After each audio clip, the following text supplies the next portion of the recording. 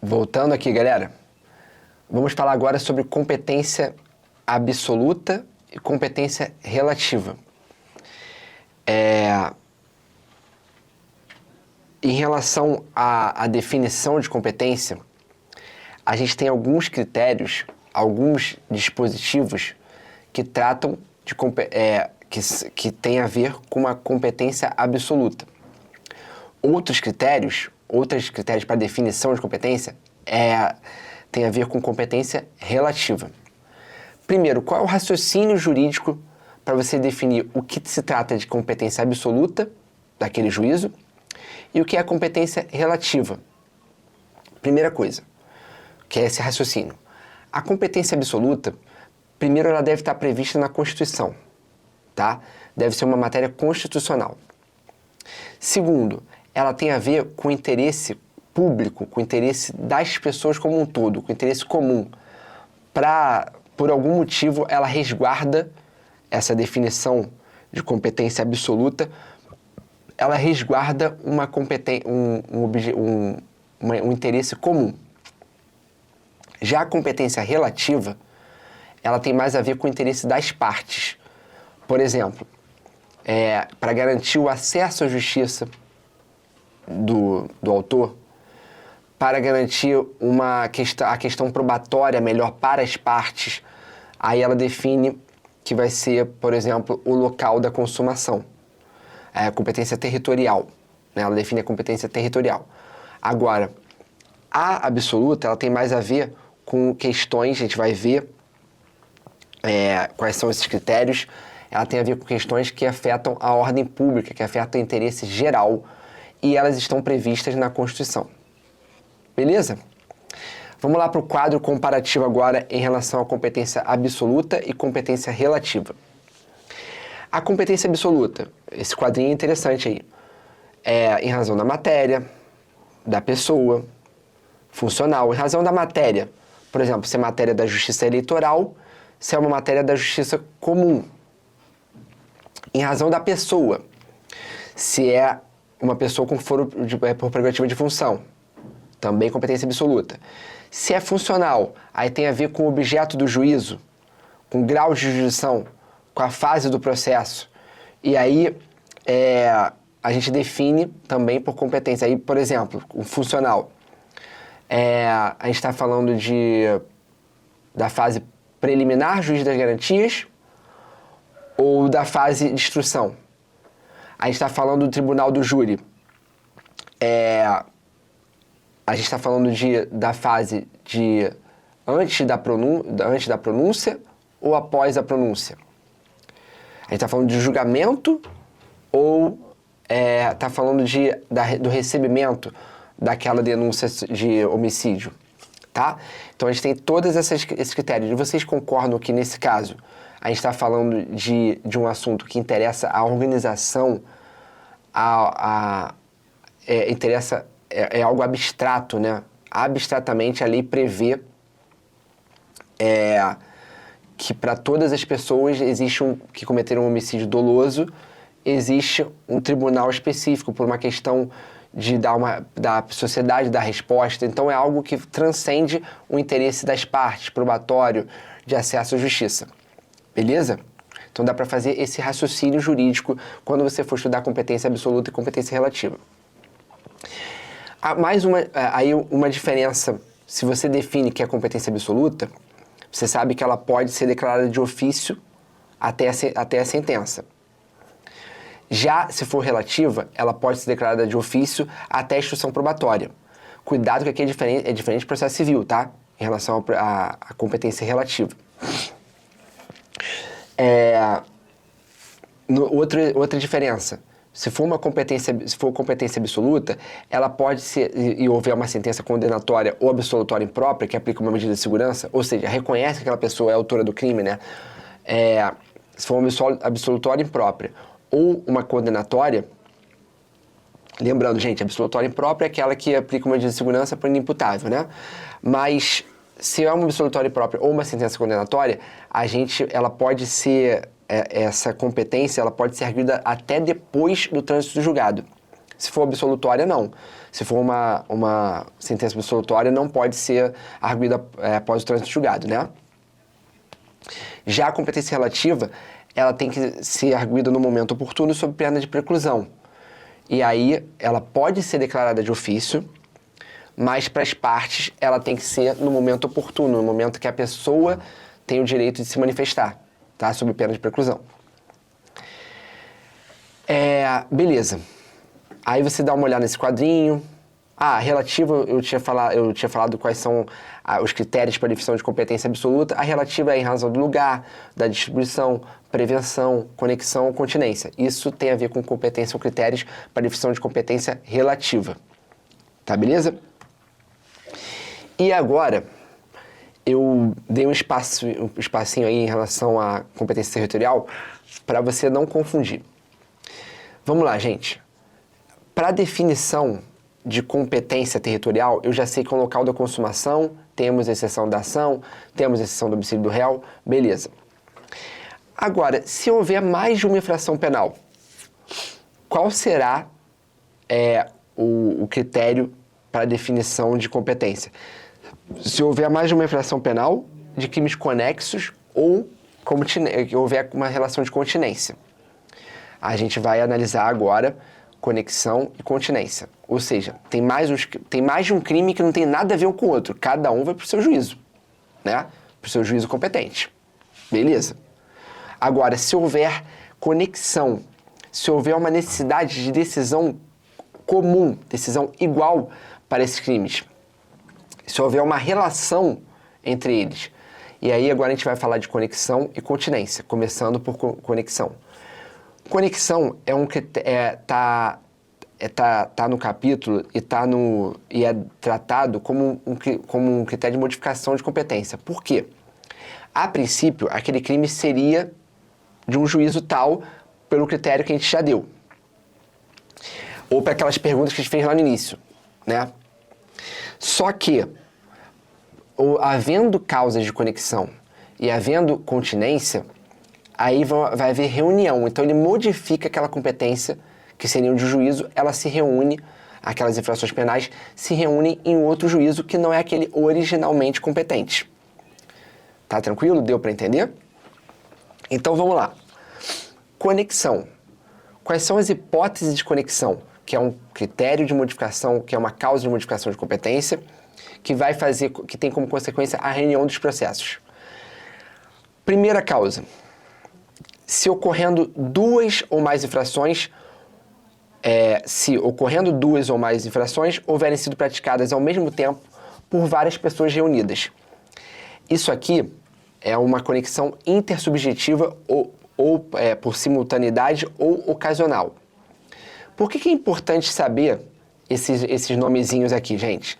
Esses nomezinhos aqui que eu botei em vermelho, azul, verde, cinza, roxo. Por que é importante? Porque cai em prova objetiva. Aí eles trocam nomes. Isso já caiu algumas vezes. Eles trocam nomes do tipo de conexão. Eles chamam de um e dá o conceito de outro. Então, é importante que você saiba, tá? Até sinônimo. Professor, mas é muita coisa para decorar. Então, coloca para perto da prova. Assinala lá que, os critérios de conexão, eu fazia isso. Processo penal, critérios de conexão, as causas, os tipos de conexão, eu deixava para ver na semana da prova, tá? Como eu já falei para vocês em outra aula, que é mais uma dica de estudo. Mas vamos lá. Essa primeira hipótese. Várias pessoas, duas ou mais pessoas, cometendo várias infrações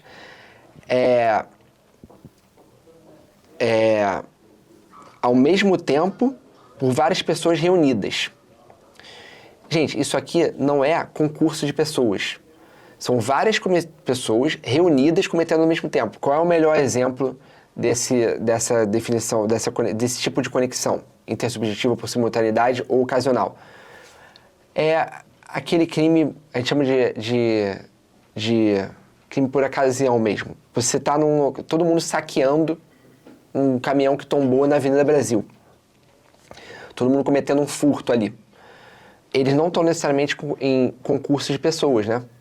Eles estão ali cada um caiu, cada um vai lá e pega o seu produto e sai correndo. Não tem concurso, não tem limite subjetivo nenhum.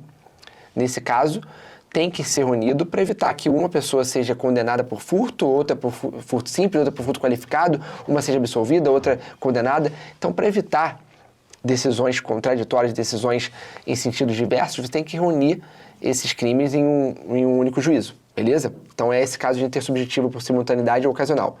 Outro exemplo, outro tipo de conexão, por várias pessoas em concurso. Aí, beleza, embora diverso tempo e o lugar.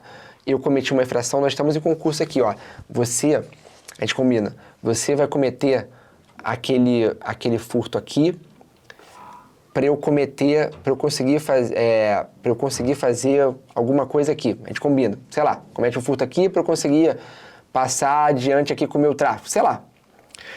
Aí tem um concurso, tem crimes diversos, pode ser em tempo, lugar diverso, mas existe um concurso, então tem que ser reunido. Se houver concurso de pessoas, apesar de crimes diferentes, a gente tem que reunir no mesmo juízo, tá? Outro exemplo, por várias pessoas, umas contra as outras, intersubjetiva por reciprocidade. A gente tem lesões corporais, sei lá, que não é... Ninguém está agindo em legítima defesa. Eu bato em você, você me bate. Ou... sei lá, o crime de... Não tô lembrando de um exemplo aqui para citar para vocês, mas o crime de rixa, sei lá, que uma sai batendo na outra, aí são várias pessoas, umas contra as outras. Beleza, aí você vai todo mundo responder no mesmo juízo, tá? Outro exemplo de conexão. Se no mesmo caso houverem sido umas praticadas para facilitar ou ocultar as outras ou para conseguir impunidade ou vantagem em relação a qualquer delas. É a conexão objetiva teleológica e objetiva consequencial. Objetiva teleológica, para facilitar, ou para conseguir impunidade, tá? Isso aqui é outro exemplo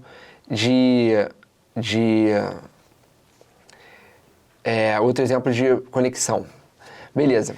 Mais um, último exemplo. Quando a prova de uma infração ou de qualquer de suas circunstâncias elementares influir na prova de outra infração, que é uma conexão instrumental ou probatória.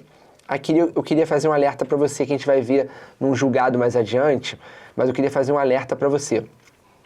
Presta atenção aqui, galera. A gente, na conexão instrumental ou probatória, não é que a prova de um crime auxilia, a prova que foi colhida numa investigação de um crime, ajuda em outro. Se for um caso, por exemplo, eu estou numa busca e apreensão de um crime de, sei lá, de tráfico. Aí eu descubro ali um crime ambiental, né? É claro que essa prova, ela ajuda, a prova colhida na investigação de um crime de tráfico, ela vai ajudar na prova do crime ambiental. Mas isso não existe, nesse caso não existe conexão probatória ou instrumental. Nesse caso, a gente tem só uma prova emprestada, que a gente vai falar sobre prova emprestada na aula 8. A gente tem só uma prova emprestada, tem só auxílio de uma prova para outra. Isso não é conexão. A conexão instrumental ou probatória, ela é verificar o seguinte: quando a prova daquele crime, a prova da existência, por exemplo, um crime de furto e receptação, aí tem conexão probatória. Porque para você considerar uma receptação, você tem que considerar um crime anterior, né? A origem ilícita. Aí você tem que considerar um furto anterior, por exemplo. Aí nesse caso, se eu vou julgar a receptação daquele crime, eu reúno no mesmo juízo do furto, tá beleza? Aí tem conexão probatória. Ocultação de cadáver e homicídio, conexão probatória, tá? Mas não é que eu obtive em um crime, em uma investigação, então vou ter que reunir os processos. Não. Se eu obtive em uma investigação de um crime, eu apenas empresto para o outro processo. Beleza? Outra coisa que eu queria falar aqui, um alerta que pode atrapalhar principalmente a galera que trabalha no Rio. A gente tem aqui, por uma medida administrativa, de gestão mesmo do caos, se, por exemplo, existe um flagrante com MIAI, né, com morte por intervenção do agente do Estado. O cara cometeu um roubo, aí o PM interferiu, e aí 2 pessoas cometeram um roubo, o PM matou um, em legítima defesa própria de terceiros. Aqui a gente separa, o MIAI vai para homicídios, o roubo fica para a delegacia do bairro, por exemplo. Gente, isso aqui pode confundir você na hora da prova, se você for policial do Rio, por exemplo. Mas é totalmente atécnico, tá? Nesse caso, há uma conexão, né? Há uma conexão, seja intersubjetiva, várias pessoas cometendo um crime não, né? Porque o policial não cometeu o crime, mas é uma contra a outra. Você tem a prova de um crime, por exemplo, a prova da legítima defesa ou de um homicídio do policial, ela tem a ver com roubo, tá? Ela tem a ver com o desdobramento daquele roubo, então, ou daquele latrocínio, né? Tentativa de latrocínio. Então, isso pode confundir a cabeça de vocês. Esquece isso, tá? Essa aplicação prática, esquece completamente. Lembra só do que eu falei aqui e não pensa na prática em relação a essa separação de inquérito, separação de registro de ocorrência. Tranquilo?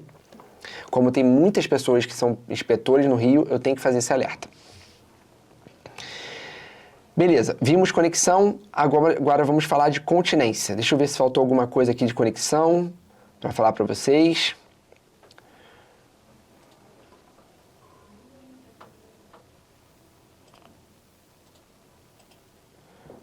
Tá. Beleza. Não. Falei tudo que eu queria. Vamos lá para continência. Continência, outro caso, outro critério de modificação de competência. A princípio seria mais de uma infração penal, cada uma com a sua competência definida em razão da matéria, por exemplo, mas por uma por exemplo, no caso de um foro privativo de função, sei lá, mas por uma questão de continência, eles são reunidos no mesmo juízo. Quais são essas hipóteses? Uma, cumulação subjetiva. O que é isso? 2 ou mais pessoas cometendo o mesmo crime. Aí eu cometi um crime em concurso com você, aluno. Nós 2 vamos ser, por continência, vamos ser julgados no mesmo crime. Vai ser uma reunião, vai ser o mesmo processo, na verdade, com a reunião no mesmo juízo. Cumulação objetiva por concurso formal de crimes, aberratio ictus e resultado diverso pretendido. Olha só, aqui no concurso formal, na aberratio ictus e resultado diverso pretendido, a gente tem uma ação só. A gente tem crimes diversos, mas uma ação. Nesse caso, por continência, essas ações, esses crimes diversos, são reunidos no mesmo juízo. Tá? Aí pensa só, no caso de continência, eu tenho uma ação ou várias pessoas com várias condutas, mas cometendo o mesmo crime em concurso. Né? É algo mais claro, mais gritante do que a conexão. A continência, um está contido em outro. Tá? Um crime está necessariamente contido em outro. Seja porque houve um concurso de pessoas cometendo o mesmo crime, seja porque houve, a partir de uma única ação, resultado diverso pretendido, aberratio ictus, ou concurso formal. Beleza? Seguindo, falamos conexão, falamos continência. Agora, dentro desse tema conexão e continência, a gente tem que lembrar que pode haver... a gente tem que definir um critério para definir qual é o juízo competente dentro daquela conexão. Existem vários crimes cometidos, um para, por exemplo, facilitar a impunidade do outro, e aí como é que eu faço para definir qual é o juiz competente dentro dentro dos juízos originalmente competentes, antes dessa causa de modificação dessa conexão, qual é o juízo competente para reunir esses processos? Primeiro critério, artigo 78.2, inciso 2. Primeiro, local da infração mais grave. Aí, você tem que lembrar o seguinte, não é só da pena mais alta. Se houver um com punição por detenção e outro por reclusão, eu vou avaliar o que tem o crime de reclusão, porque por mais que ele tenha uma pena de 3 anos e o outro de 4, se o de 4 for detenção e o 3 reclusão, vai ser no de 3, tá? Porque lembrando que a detenção só cabe semiaberto e aberto, no reclusão cabe regime fechado, e aí é um crime mais grave, o que prevê pena de reclusão. Então cuidado com essa pegadinha de prova objetiva, tá? Mas aí vamos lá, voltando. Tenho crimes conexos, preciso reunir um juízo. Qual é o juízo com competência para definir? Primeiro, o do local. Pode voltar para o slide, por favor, João? O primeiro, o do local da infração mais grave. Segundo, se não houver um local com infração mais grave, a gente vai para o local onde houver maior número de infrações. Se aquelas infrações forem tiverem a mesma pena de reclusão de 4 anos, todos têm pena de reclusão de 4 anos, vai definir de acordo com o local que tem o maior número de infrações. Não houve um local, foram 2 crimes apenas e eles têm a mesma pena. Reclusão de 4 anos. Como é que eu defino? Não tem um mais grave, não tem um juízo com um crime mais grave, não tem um juízo com maior número de infrações. Como é que eu defino? Pela prevenção. Beleza? Seguindo. Ainda nesse artigo 78, em relação à conexão continência, a gente tem que lembrar o seguinte. Primeiro, se for uma conexão de um crime de competência do júri e um da vara criminal, vara comum criminal, eu vou reunir no júri. Inciso 1. Inciso 2. Se houver se tiver um crime for de competência do TJ, o outro do juiz singular, do juiz de primeiro grau, eu vou para o TJ. Ou seja, jurisdições de categorias diversas, vai predominar a de maior categoria.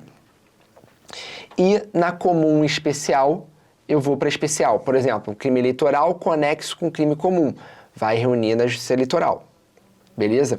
Lembrando que Justiça Federal e Justiça Estadual são chamadas de Justiça Comum, né? Você sabe disso. Aí depois a gente vai ver sobre Justiça Federal e Justiça Estadual, o conflito entre as duas, para onde vai, tá? Já adianto que vai para a Justiça Federal, mas a gente vai ver com calma e vai ver várias hipóteses de jurisprudência, porque isso aqui é muito importante. Tem muita jurisprudência sobre Justiça Federal e Justiça Estadual, sobre competência. Outra coisa, eu botei um exemplozinho de jurisprudência aqui, no caso de Caixa 2 com corrupção passiva e lavagem, crime eleitoral conexo com corrupção passiva e lavagem. Nesse caso, vai se reunir na Justiça Eleitoral, tá? O artigo 81, você pode passar batido porque você tem preguiça, você não lê, como o Augusto fala em toda aula, leia os artigos 70 e seguintes do Código de Processo Penal, no caso dessa aula aqui, tem que ler. Aí você passa batido e erra na hora da prova. O que o artigo 81 fala? Se for reunido no juiz, de acordo com 78, inciso 4, havendo conexão entre jurisdição comum e especial, prevalecerá a especial. Aí vamos supor que o juiz absolva sentença absolutória ou desclassifique a infração para outra que não se inclua na sua competência. Ele vai continuar competente para os demais processos. Vamos dar um caso concreto. Esse caso Caixa 2. Tem Caixa 2, crime eleitoral, corrupção passiva e lavagem de capitais. Aí ele entende que ele absolve em relação ao Caixa 2. O juiz continua competente para lavagem e para corrupção, tá? Ou ele desclassifica, ele continua competente. Beleza? Outro ponto, deixa eu ver que tem mais um ponto que eu quero falar aqui.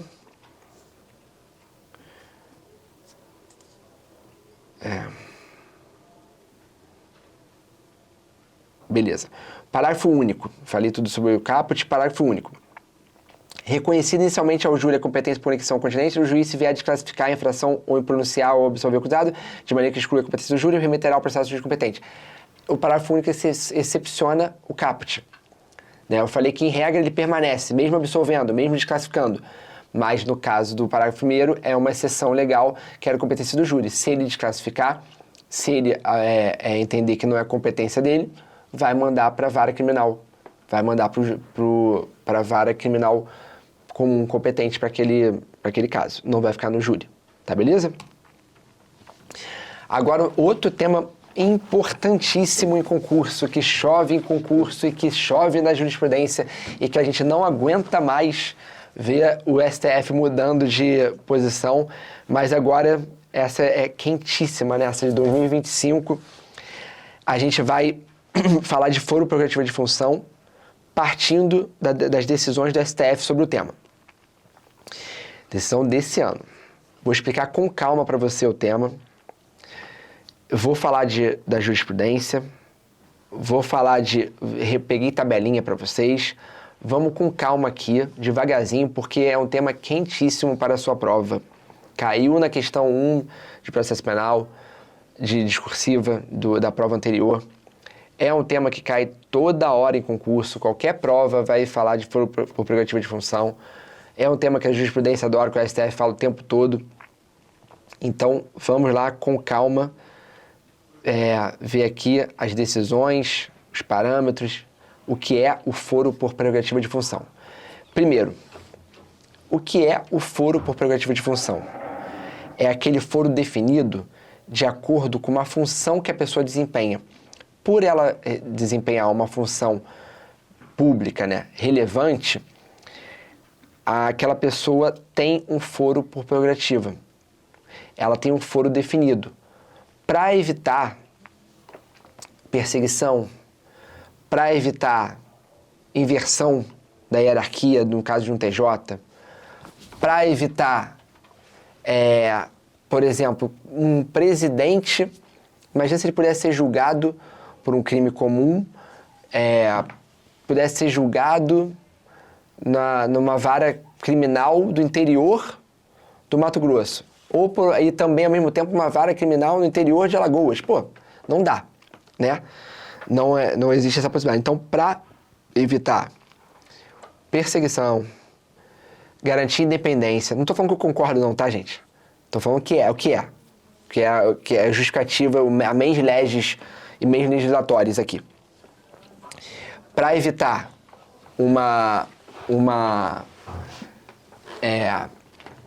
para garantir uma independência maior, para garantir o exercício da função em si, a gente tem o foro por prerrogativa de função, tá?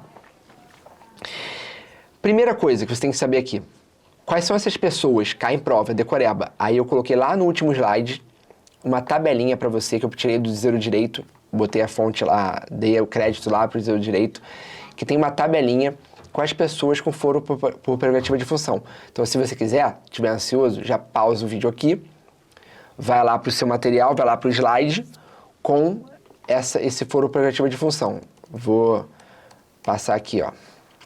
Tem várias, aí você pausa aqui e já dá uma lida, tá? Beleza? Vamos voltar lá para aquele slide.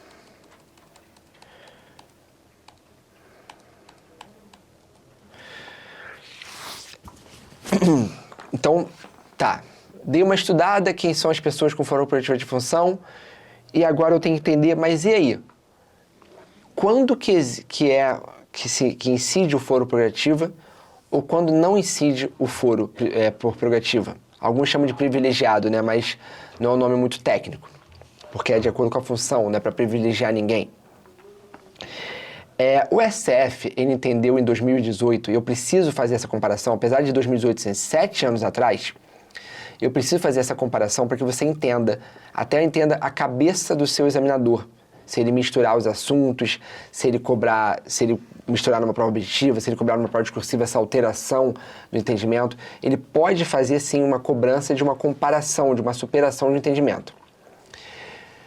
Primeira coisa, gente, eu vou falar desde lá de trás, antes de 2018. Tinha um entendimento, para alguma parte da jurisprudência, da doutrina, que uma vez cometido o foro por aquela pessoa que tem foro por prerrogativa de função, por exemplo, um deputado federal, ele cometeu um crime. ele tem que ser julgado pelo STF. Aí o entendimento era assim, uma vez diplomado, uma vez empossado, ele tem que ser julgado pelo STF. Existia esse entendimento, por qualquer crime que ele cometesse. Existia, não existe mais. O que o STF entendeu a partir de 2018 e manteve em 2025? O que é entendido hoje? Qual é o entendimento de hoje? É que esse crime do deputado, do senador, do prefeito, quem mais que eu posso... Porque tem algumas exceções, né? Eu estou dando alguns exemplos aqui que são possíveis. Deputado, senador, deputado estadual, prefeito, eles têm seu foro. Mas para ser um caso de se adotar o foro prerrogativo de função, para ele ser julgado no TJ, no STF, no STJ, no caso do governador, tem que guardar relação com o exercício da função.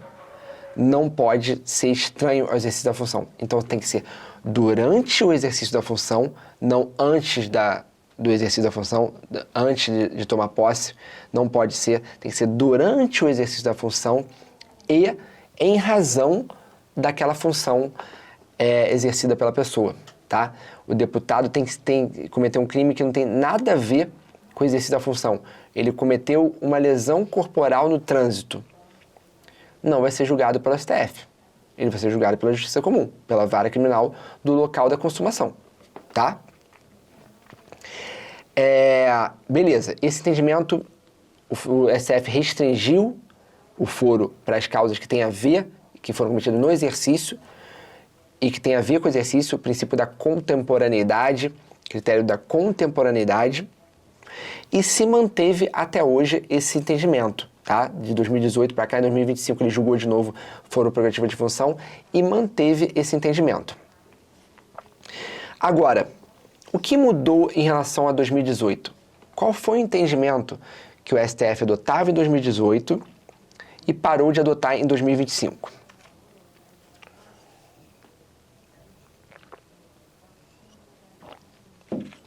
O STF entendia, adotava o critério também da atualidade. Além de do crime ter que guardar relação com o exercício da função e ser praticado durante a função, ele só se manteria no foro prerrogativa durante o mandato, durante aquele exercício da função. Se a pessoa deixou de ser deputado federal, aquele processo seria remetido para a justiça, para a vara comum. Vara comum não, perdão, para o juízo singular, para o juiz de primeiro grau. Beleza? Existia esse entendimento. Aí, naquela época, em 2018, o STF entendeu o seguinte: se o fim do mandato, o fim do exercício daquela função ocorrer até o fim da instrução criminal, quando o réu era intimado para alegações finais, ele iria para o juiz de primeiro grau, o processo seria remetido para o juiz de primeiro grau. Após isso, ficaria no foro prerrogativo de função, ficaria no foro competente que já estava julgando quando do exercício do mandato. Deu para entender? Ali era o limite temporal, em 2018. Não é o que você vai adotar em 2025. Em 2018 era assim, até o fim da instrução, ele poderia ser remetido. Após o fim da instrução, ele permaneceria no foro prerrogativo de função. Hoje, é o seguinte, se ele cometer um crime no exercício da função, que guarde relação com o exercício da função, ele vai permanecer no foro prerrogativo de função e ponto. Eu acho que esse entendimento é muito... Não importa o que eu acho, né? Mas eu estou falando isso para vocês porque você cria esse raciocínio jurídico. É muito mais lógico que seja assim, gente. Por quê? Porque você evita fraude processual, você evita confusão, sobe, tá no STF, porque ele era deputado federal, aí ele parou de ser, desce, aí depois ele volta a ser, sobe de novo. Cara, porque ele pode perder, ser eleito por 4 anos, não se reeleger e depois voltar a ser eleito. 8 anos depois, 4 anos depois, aí volta para o STF. Cara, Isso geraria uma confusão do caramba. Então o STF entendeu que a partir de agora, uma vez que o crime foi cometido no exercício da função, em razão daquela função, ele vai permanecer. Aí eu coloquei aqui para você, volta para o slide por favor, João, limite objetivo. O que é esse limite objetivo? É o que eu acabei de falar, tem que ser um crime no exercício da função e que tenha a ver com a função, tá? Limite subjetivo, quem são as pessoas, já fiz a tabelinha para vocês, mas quem são as pessoas que podem ter foro privativo de função? Tem que estar previsto na Constituição Federal ou na Constituição Estadual, mas desde que, se for na Constituição Estadual, tem que guardar simetria com a Constituição Federal. Eu não posso, numa Constituição Estadual, prever que há foro privativo de função para um delegado de polícia. Não existe essa previsão para delegado federal, na Constituição Federal, não existe nenhuma simetria com a Constituição Federal, então a Constituição Estadual não pode prever. Agora, se houver simetria, aquela pessoa desempenha aquela função. E aqui também desempenha aquela função semelhante, mas em âmbito estadual, municipal, aí poderia haver essa previsão, tá? De acordo com a STF. Defensoria Pública, por exemplo, já foi entendido que não tem foro, delegado de polícia, tá? Mas pode ser que que a Constituição preveja, caso guarde simetria com a Constituição Federal. Por fim, em relação ao foro privativo de função, e aí eu vou encerrar a aula de hoje na seguinte, eu já começo a falar de competência da Justiça Federal, vou falar de IDC, né, incidente de deslocamento de competência, vou falar de jurisprudência, exercícios, tá? Vou bater em alguns exercícios, vou verificar se tem, fazer aquele pente fino de exercícios para tratar aqui para vocês. Então aqui eu vou finalizar essa aula de hoje com o foro privativo de função em relação à reunião de processos. Existem pessoas, réus, que são processados, né, que são denunciados por crimes conexos. E aí, o que eu faço? Um tem foro prerrogativa, outro não. Ou um tem foro por prerrogativa de função e outro também, mas foros diferentes. O que eu faço, galera? Existem duas correntes. Tem corrente que entende pela reunião no foro de maior graduação, né? Ou, por exemplo, se for um de competência específica, matéria especializada, e o outro por prerrogativa de função, você vai para o foro por prerrogativa de função. Outros que entendem que se for uma competência constitucional, está previsto o tribunal do júri e competência do STF para um réu, para um deputado federal e júri para o coautor, que agiu em concurso de pessoas com esse deputado federal, mas eles cometeram homicídio, né? Em razão dessa função. E aí tem gente que entende que ficaria um no tribunal do júri, essa pessoa que não é deputado, e o deputado na Justiça Federal, no STF, perdão. E aí a gente tem até a posição do Paulo Rangel, que ele acha que tem que reunir, porque no caso de foro prerrogativa de função, seria a própria Constituição se excepcionando. Ela previu uma exceção para o tribunal do júri, por exemplo, nesse exemplo citado. Aí, ambos seriam julgados pelo STF, até para evitar decisões conflituosas, decisões divergentes sobre o mesmo fato, tá?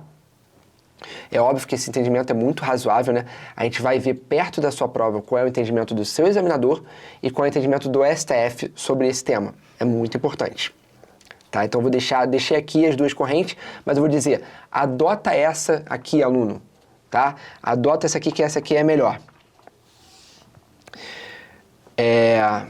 Vamos lá. Uma exceção... Deixa eu ver até onde eu vou, tá? Para finalizar aqui, dentro de foro prerrogativa de função. Eu falei para vocês que o crime tem que guardar relação com o exercício da função, não falei? Só que o STF já entendeu, o STJ já entendeu, o STF já entendeu assim também, eu peguei duas decisões aqui do STJ, mas o STF já entendeu assim também, que quando for um crime praticado por um desembargador, por exemplo, qual é o foro por prerrogativa de função? O STJ, né? Se for um crime cometido por desembargador, o foro por prerrogativa é o STJ. Nesse caso, galera, Mesmo que não tenha relação com a função, o STJ se mantém competente. Por quê? Como é que você pode imaginar um desembargador sendo julgado por um juiz de direito? Eles têm uma hierarquia. Claro que tem independência funcional do juiz, tem vitaliciedade, independência, vitaliciedade, inamovibilidade. A gente sabe que tem essas garantias. Só que existe uma hierarquia funcional, administrativa, existe uma questão ali de política, de ingerência. Então, para evitar isso, o STJ excepciona e fala que nesse caso é mais amplo. Qualquer crime cometido por desembargador será julgado no STJ. Mesmo entendimento para conselheiro do Tribunal de Contas, tá? Mesmo raciocínio vai ser também no STJ. Porque tem identidade de regime jurídico, tá? Mas o raciocínio é o mesmo. Supostos crimes funcionais foram praticados durante o exercício da função de vício. Peguei esse julgado aqui porque é importante, já que se trata do meu chefe, Cláudio Castro. Supostos crimes funcionais foram praticados durante o exercício da função de vice-governador, tendo investigado posteriormente assumido o cargo de governador. Competências do STJ. Por mais que ele não tenha cometido a função como governador, mas foi no exercício do mandato e ele se tornou governador no mesmo exercício, a competência é do STJ, tá? Aí eu botei aqui porque vai que botam isso na prova, já que foi um caso aqui do Rio. E na aula seguinte a gente vai falar sobre competência da Justiça Federal. Deixa eu ver aqui o que eu separei já de temas da aula seguinte. Olha, competência da Justiça Federal, incidente de deslocamento de competência, competência da Justiça Militar, então você fique calmo que eu vou falar sobre isso, competência da Justiça Eleitoral, aí eu vou analisar até a questão da prova que caiu, e análise de outros exercícios de prova objetiva, tá? Vou fazer um pente fino. Então fiquem tranquilos que a gente vai falar por 2 aulas. Não é o tema mais quente. É um dos temas mais quentes, com certeza. Não é mais que inquérito. Então por que você falou, professor, de inquérito em uma aula e aqui você vai falar de 2? Por causa do tamanho, por causa da quantidade de desdobramento, por causa da quantidade de jurisprudência sobre o tema. Então, por uma questão didática, eu vou dividir em 2 aulas, tá? Para não ficar muito maçante, para você pegou a base aqui, pegou o que é mais básico aqui, vamos aprofundar em alguns casos específicos na aula que vem. Tá legal? E falar também de competências da Justiça Federal, que é muito importante, mesmo para quem vai fazer prova de órgão estadual. Abraço e até a próxima.